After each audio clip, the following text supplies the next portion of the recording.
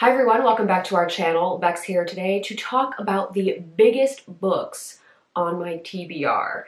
There's a reason for this, and that's because I recently decided to finally pick up The Passage by Justin Cronin.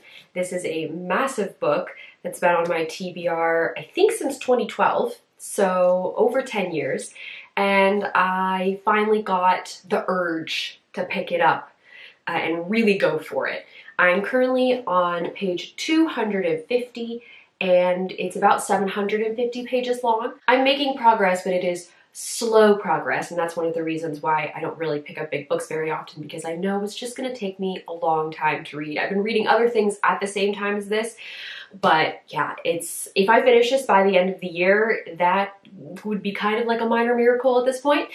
So because I finally picked up one of the biggest books that I have, I wanted to talk about the current top 10 biggest books on my TBR. This is a video style that a lot of different people have uploaded versions of. I've done versions of this video before, not for biggest books, but for like shortest books or oldest books on my TBR, which this made an appearance in that.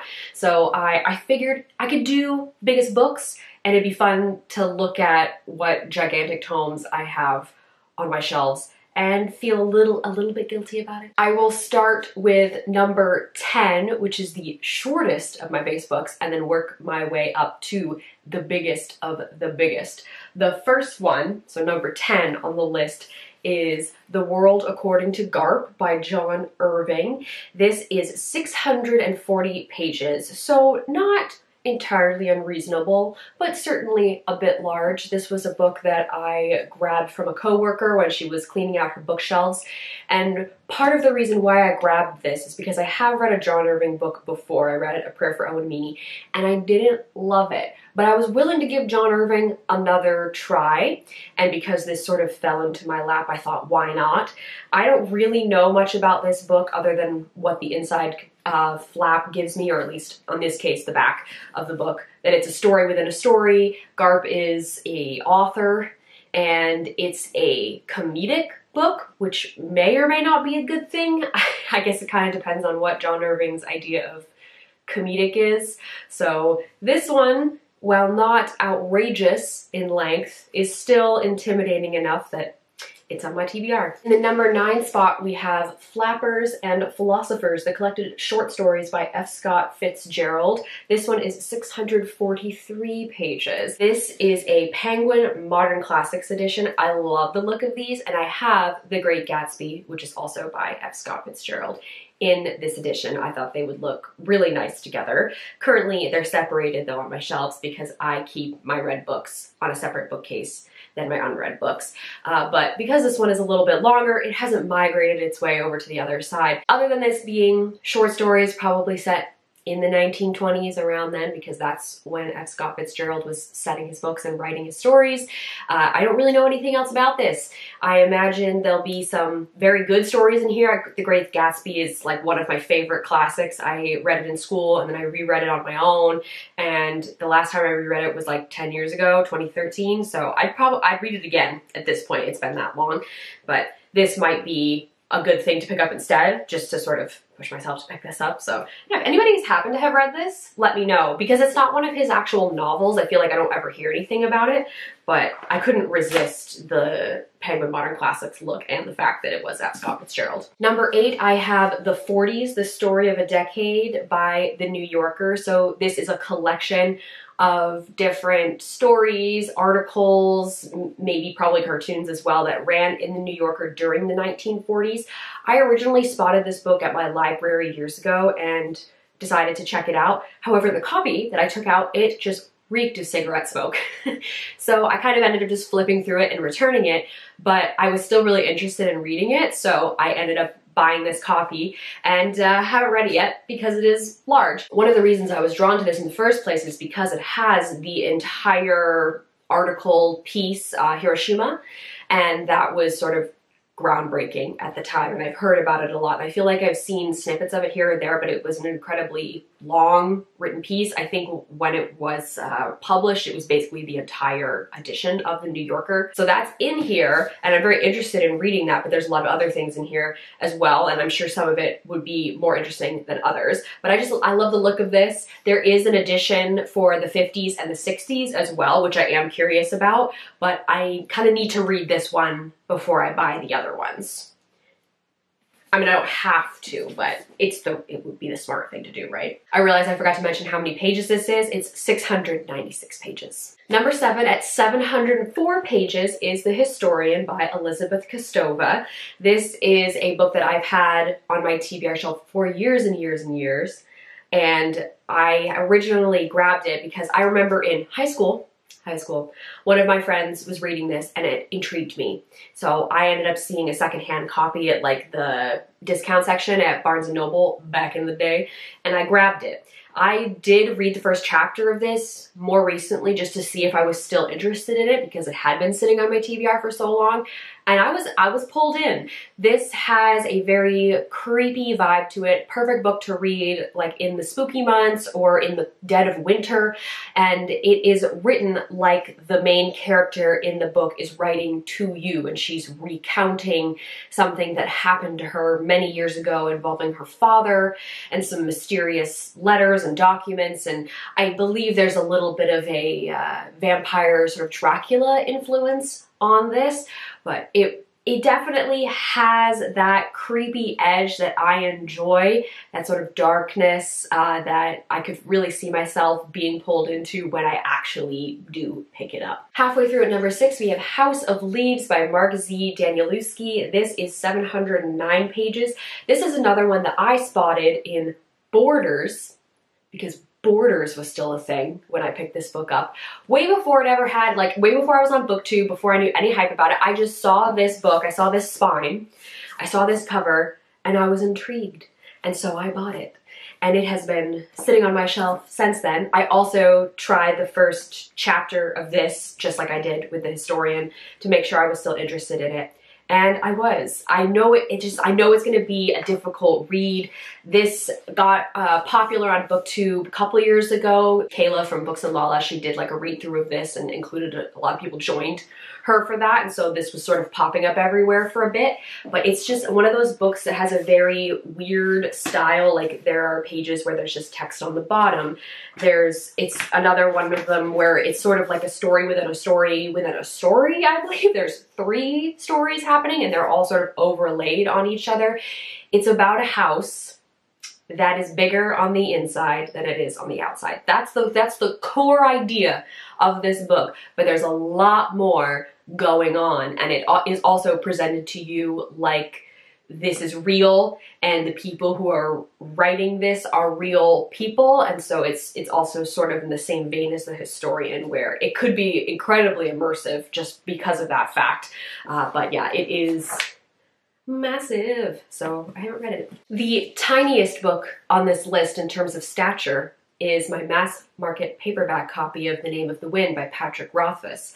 This edition is 722 pages, and this is another one where I have tried out the first chapter and also really felt that I could enjoy it.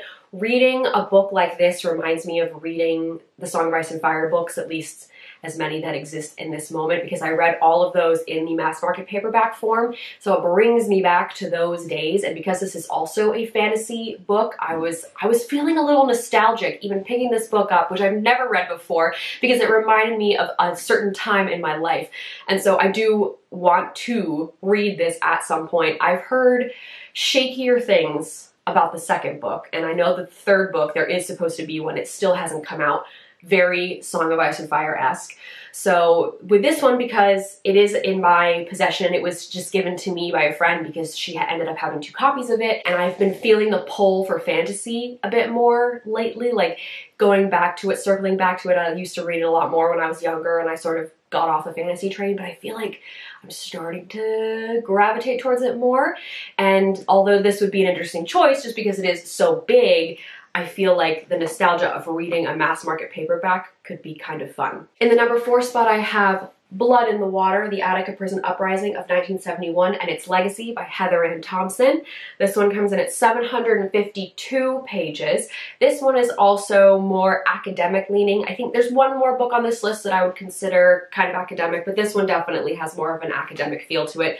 And the title really does explain exactly what it's about. The Attica Prison Uprising was when a number of prisoners at Attica took hostages in order to initiate discussion with the people who worked and ran the prison and the government to request or demand a better living situation for them. And there was some negotiation back and forth, but then eventually the authorities turned on them and stormed in and ended up killing a lot of people. The people who stormed in and shot these men, these other people, were never actually prosecuted. It was only the prisoners themselves. And so, yeah, there's a lot of history to be unpacked here, but it's a floppy book, which is great because it's very big and tall, but yeah, it's a lot of pages on a very interesting but probably tough subject. We are into our top 3 now. In the number 3 spot, I have Lonesome Dove by Larry McMurtry. This edition is 858 pages. I have put this on my books that I wanted to read for a particular year list at least once, maybe twice, but at least once. Didn't get to it, of course, because I didn't prioritize it in that list of 10 books because it is so large and I knew it would take me so long to get to it. But I have seen multiple people on BookTube over the years talk about this book. It's a Western, kind of an epic tale, and they always say how great it was, probably because there's so much time to get attached to the characters and they're written so well that you become very attached to them. So that keeps me wanting to read this book, but I need to actually, pick it up and commit like I'm doing right now with the passage. It's technically part of a tetralogy, but I think a lot of people just kind of read this book and you're perfectly okay to do that. The penultimate book on this list is These Truths by Jill Lepore. This comes in at 933 pages, so we have another big jump. There's kind of a big jump between book 4, 3, and 2. This book looks at American history since 1492, but through the lens of these truths, which, as stated on the back, are political equality, natural rights, and the sovereignty of the people. As you can imagine, that didn't always work out for everyone, and I always appreciate reading about history, learning new things, seeing things from different perspectives. I grew up in the US, so I learned a lot of US history during my time there, but there's always so much more to be learned, to take in, to see things from another perspective, and I thought this was a very unique idea of sort of analyzing US history, and so that's why I got it. When will I read it? I don't know, but it's nice to look at. It's nice to appreciate it. It's another big floppy paperback as well. Number 1, the longest book on my TBR, is one that haunts me a bit, and it is 1Q84 by Haruki Murakami. This is 944 pages, and I have had this book for at least 10 years, and it just sits there, and I have to stare at it every day.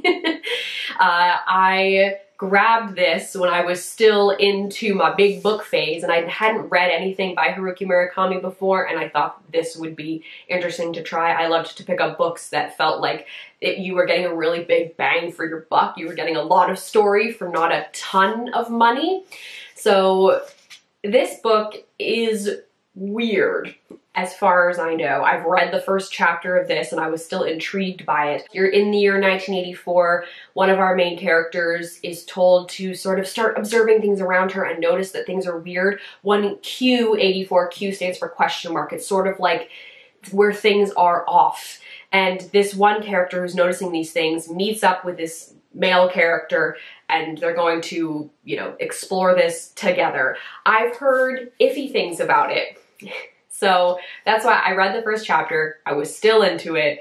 So I'm going to keep it on my shelves and someday I will give it a go and maybe I'll DNF it. But it's here. I'm going to hold on to it. and it's still gonna haunt me as the biggest book on my TBR. There you have it. Those are the 10 largest, longest, biggest books that I have on my TBR bookshelf, which is right here. If you've read any of these books, let me know what you thought of them, or if they also are sitting on your TBR and you're feeling intimidated by them, please let me know that as well. As always, all of our links are in the down bar. You can go check those out if you feel so inclined. Thank you all very much for watching, and I'll see you later.